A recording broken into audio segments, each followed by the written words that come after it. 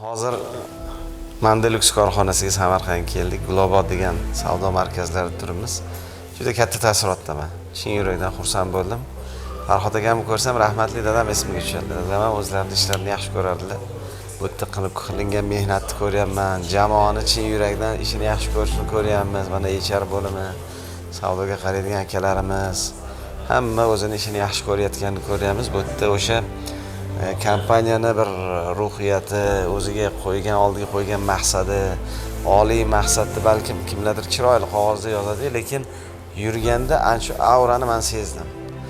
Mehnatlar juda haligi nuqta vergul bilan, spalli mebellar deymizmi, zal deymizmi, kabinet, umuman xo'rikiga mo'ljallangan mebellar. Bir paytlar chet elniki bo'lsa, "Vau" derdik, O'zbekiston hali bor derdik.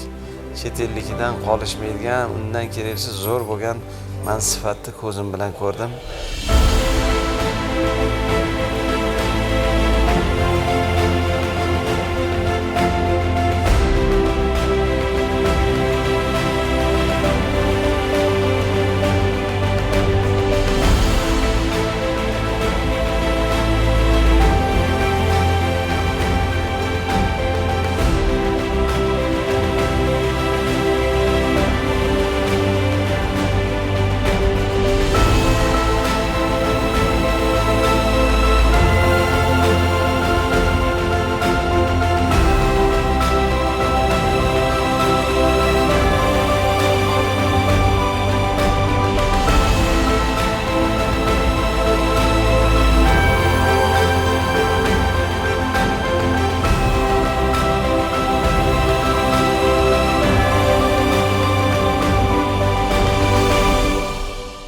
Mandelux mebellarini men oldin ham O'zbekiston bozorida uchratganman. Bu o'zimizda O'zbekistonda chiqadi, qolaversa Samarqandda chiqadi deb umuman o'ylamaganman. Sifati Toshkentdagi katta mebel markazlarida ko'rganman bu brendni.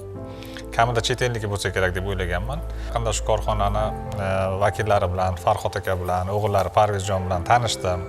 Juda o'zining ishining ustalari, tarixlarini bildim, gapirib berishdi. Noldan boshlangan. Bular mebelchilikning har bitta bosqichini o'tib, o'zini hayotida, o'zini peshonasida sinab ko'rgan inson bo'lganlari uchun bugun mana shunaqa sifatli mahsulot ishlab chiqarib xalqimizga taqdim qilyaptilar. Jahon bozorida ham zo'r brend bo'lishlarini, Ikeaga o'xshagan katta savdo belgisi bo'lishlarini, O'zbekistonni brendi deb faxrlanib yurishni hammamizga tilayman. Mandelux haqida, Global mebel haqida so'zmas she'rlar orqali ifodalab beraman. Agar xonadoningiz qilmoqchi bo'lsangiz obod, siz uchun tavsiya qilamiz. Mebellar Global.